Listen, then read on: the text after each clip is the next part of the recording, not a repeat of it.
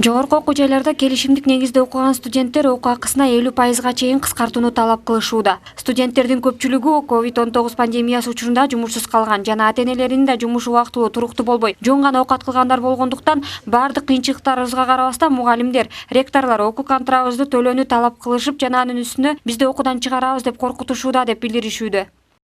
Биз контракттарды 100% төлөгөнбүз, бирок ошого жараша бизде окуу өткөн жок деп айтсам болот. Себеби биз программа менен киргенде паралар дайыма эле болбойт, кээде болуп, кээде болбой.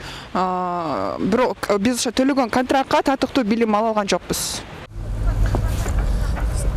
Өлкөдөгү болуп жаткан кырдаалга байланыштуу дистанттык окутуу жүрүп жаткандыктан студенттердин келишимдик акысын кыскартуу маселеси коомчулукта көтөрүлүп жатат. Бул тууралуу алар социалдык тармактагы баракчаларына байма-бай жазышып, бийликтен контракттарды төлөө маселелерин чечүүгө жардам сурашууда. Алар окуу жайга тапшырбай эле интернеттен окуп алмакпыз, акча эле дей берип окуу сапатын да карашса деген өңдүү пикирлерди калтырышты. Хотя бы 100% эмес, может контракт хотя бы 50% онлайнда, ал үйдө да. Ал жакшы болмок да. Негизи бар окулганы жакшы да. Тереңирээк билим алат. Өзү негизи болуп туура эмес да. Азыркы немеге байланыштуу шарт. Мындай экономика жагынан караганда дагы, башка жагынан караганда да эч кандай туура эмес. Жок дегенде 30% арзандаса жакшы болмок да. Бул жайлата карантин болуп эч ким иштеген жок азыр. Баардык жерде кризис болуп атат.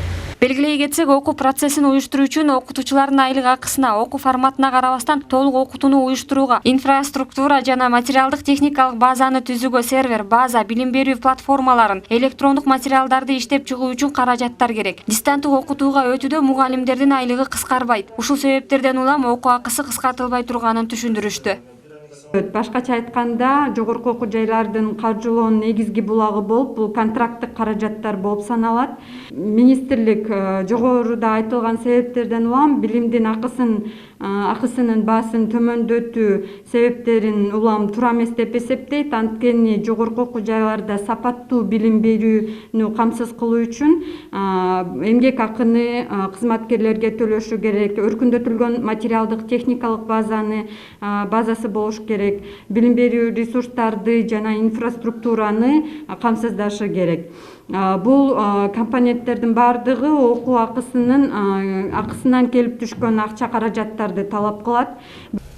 Эске салсак, билим берүү жана илим министрлигинин сунуштамасы менен студенттердин онлайн окутууга өткөнүн эске алып, биринчи жарым жылдыкта жогорку жана орто окуу жайлар студенттерге контракттардын акысын бөлүп жана узартып төлөө мүмкүнчүлүгүн беришкен. Быйыл Кыргызстандын 30 жогорку окуу жайына 3000 студент кошулду. Алардын жылдык билим берүү үчүн келишимдик минималдуу суммасы 25 000 сом болсо, эң жогорку чеги $3,500 түзөт.